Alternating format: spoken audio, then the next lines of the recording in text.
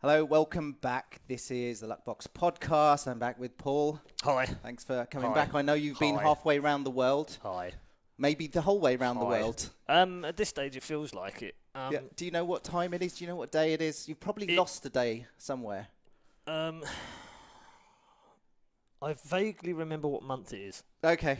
That's good enough because the month... It's changed, though. No, I don't even remember the month. No, we're in May now. We're in May, so I didn't even know the month either. And May means it's IEM Sydney, and this is the preview for IEM Sydney. The CSGO, it's the kind of third preview? year. What do you call it when it's halfway through? Well...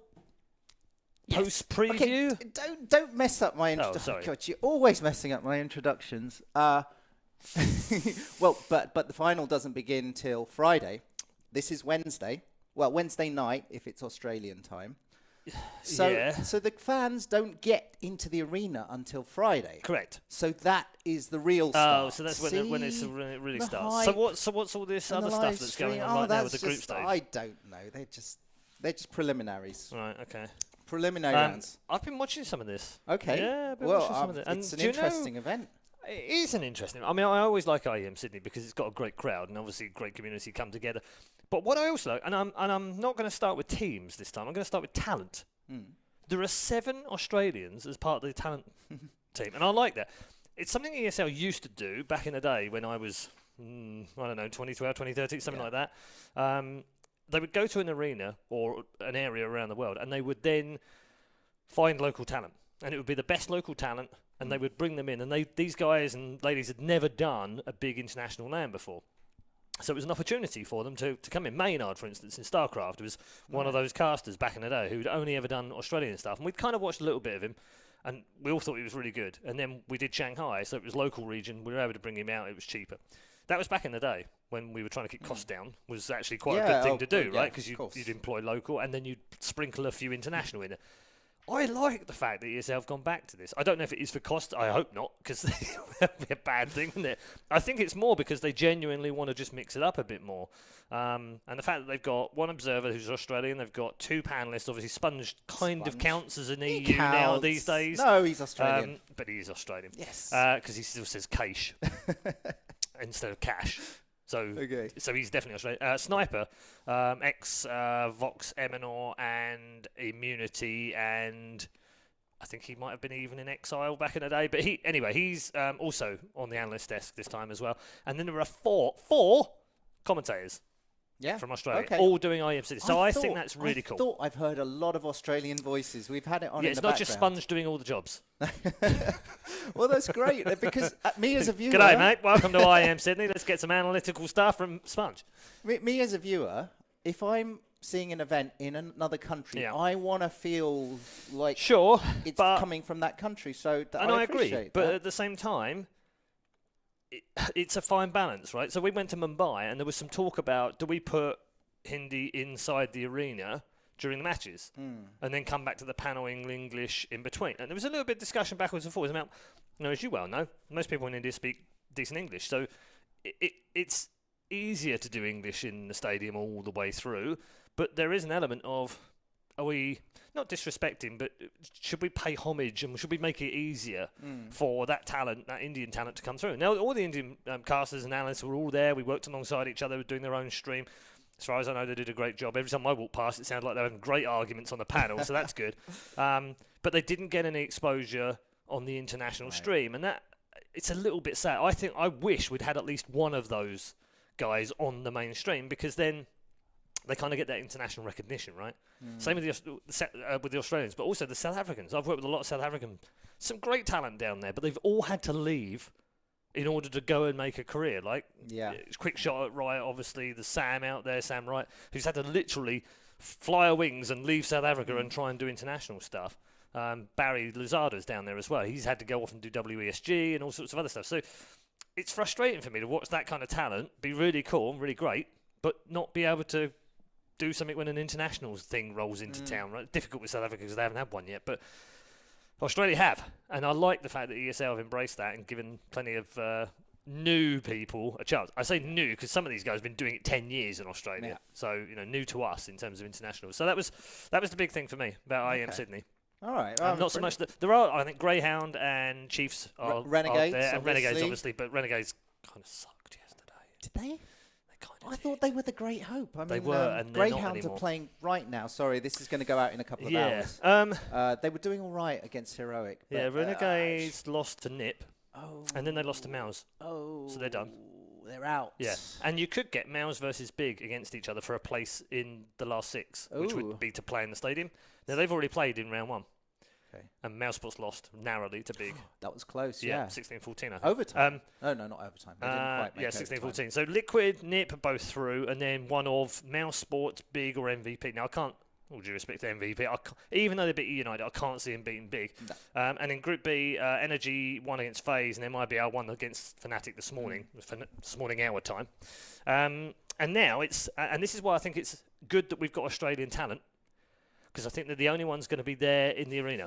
Because Chiefs are playing Fnatic for a place in the last final. Yeah. And FaZe are playing Greyhound. Oh, Greyhound just won. Sorry, so the game was going on just... They beat Heroic. Yes, they beat Heroic. But they've now got to beat FaZe. Okay. Albeit with YNK Yanko as a stand-in.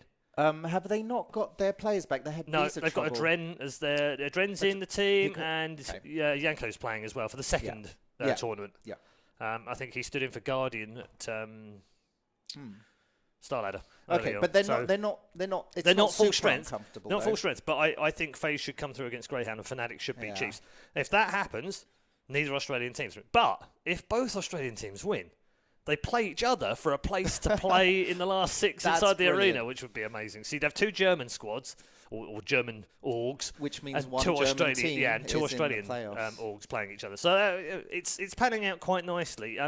Surprise, I guess, is that not really that much of a surprise with NRG and MIBR, but they're both through. I think NIP going through is a little bit of a surprise because obviously they played Renegades in the last round, and I thought Renegades would win that.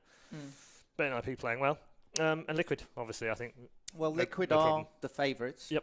Even though actually FaZe are the defending champions. Yeah, but they literally have 3 of 5 right now. And no disrespect to Adren, he's not a mad fragger. He's not going to go in there and put the kind of numbers up that Nico can put up. And the same with my good friend Yanko. I'm pleased to see him playing in FaZe, albeit a little bit weirded out at the same time. But he's not the world's greatest fragger either. Even when we played in a couple of those show matches.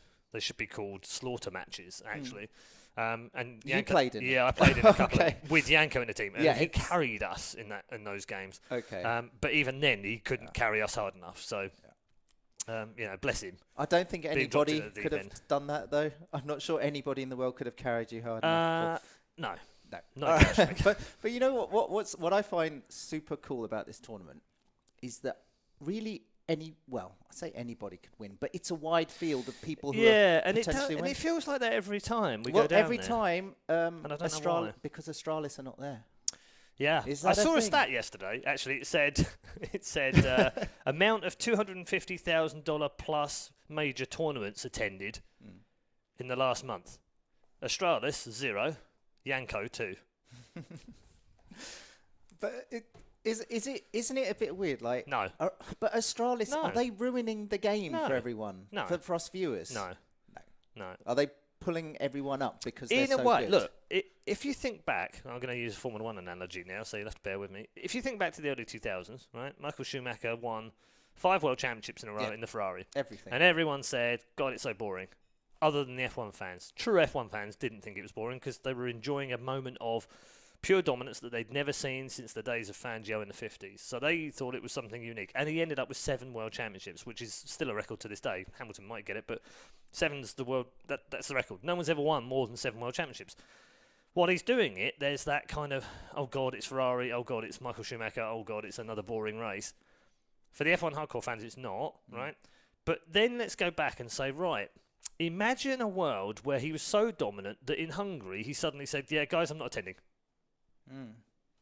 Yeah. Would that make it more exciting or less exciting? Well, it's just a disappointment from that point onwards, isn't it? Is it? Well, or is it more exciting? Because it mixes things up, gives someone else a chance to drive the Ferrari. Are they as quick? Can they match their teammate? Is it a more entertaining race because Michael Schumacher's not involved? No, I see what you mean. But what I'm saying is you open the field and then suddenly it's a completely maybe it piques more interest because people, oh wow, Michael Schumacher won't win this one. Great, he's won 11 of the last 10 races. 11 out of 10, that'd be amazing. 11 out of 12, he's won. Suddenly he's not there. Great, let's get more people on. Could be more of an interesting race. I'm not saying it would be. I'm arguing that arguably it could be. And that's the same with Astralis taking some time out and not going to every single event. Yeah. It opens things up. There is also, of course, the other point that they're owned by Refresh. Oh, okay. And Refresh run Blast Pro, and Blast Pro is at the same time. Okay.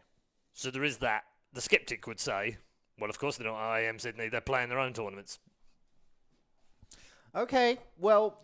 Just offering a balanced view here to weigh up both sides in case there's anyone out there going, Redeye's pro-refresh, or Redeye's negative refresh. I'm not anything, I'm just pointing out. What do you think? I mean, no one ever uses our comments. We've got lots of people watching. Right now in the comments below here, it's down there-ish, somewhere. Write in them immediately what you think. Yes. Thumbs up for Astralis not there, thumbs down, I don't know. Yeah. See, fans will be disappointed because they're not there.